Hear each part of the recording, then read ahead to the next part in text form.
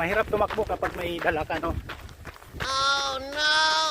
Kasi yung balance mo hindi gaano satisfied. Ayan. Shout out sa lahat.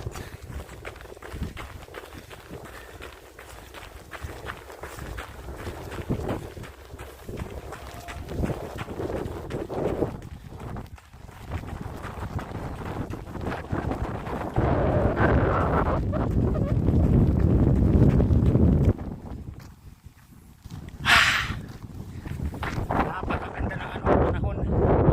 Clear sky pero malamig siya, mga katiman. Sobra. Ano lang ngayon, plus 2, feels like minus 6.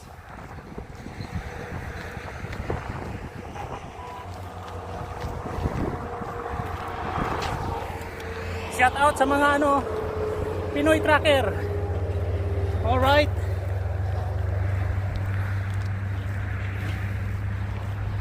I love jogging. I love jogging.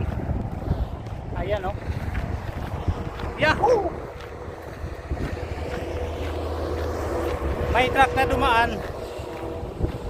Yung maliit, nagkusina. Pero yung truck na malaki, trailer, ano yun? Ang tawag dito, simis. Alright, keep on watching mga kakikoy ko. Good morning mga kakikoy ko. Katatapos ko lang mag-jogging ng 4 point something. Yun, tama na yun. Kaya pa up to 7 kilometer pero may limit si Kikoy. Alright. Ano na rito? Full na. Yung mga dahon ng punong kahoy nalalagas na. Alright, kung napapansin nyo, oh. Yan. Yan, napakalinaw ng tubig, yan, oh. Very clear. Sana ganito sa Pilipinas, yung hindi polluted yung yung tubig kasi mahirap, no? So ayan. Dito tayo against the light kasi doon. Keep on watching. Sa takbo ako dyan, incline jog.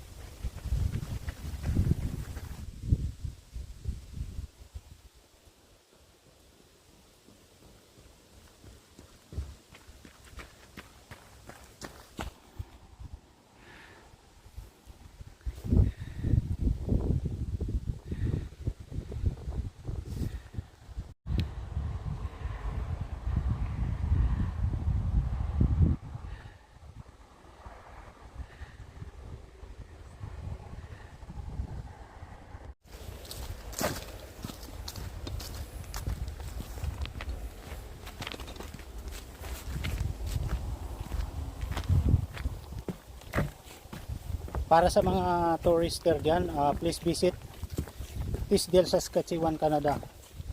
This is one of the peaceful place in province of Saskatchewan. Ayan. We have a gazebo here because you can spend your time with your family. Alright. And it's free, you know. We have a RV campsite here. Alright. Yan, gazebo. Alright. Ashley Place, dedicated in loving memory of Ashley Marie Christianson, September 9, 1985 to July 1994. So dumating si Kikoy 2010. So 14 years o 16 years after na dedicate to kay Ashley Marie. Alright. Ayan, nice place here. 360. Alright. Ayan, oh. May lagoon tayo dito. If you follow my YouTube, during that time naglakad kami dyan. Kasama ko yung kaibigan ko. Ngayon nasa ano na sila, Swift Current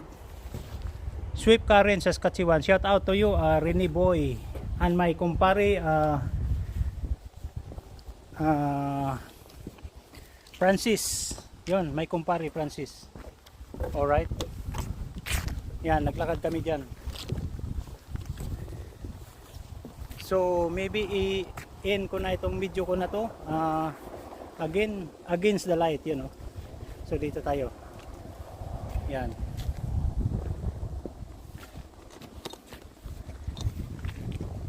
So as I said always, I'm not an expert, but I know how to do it.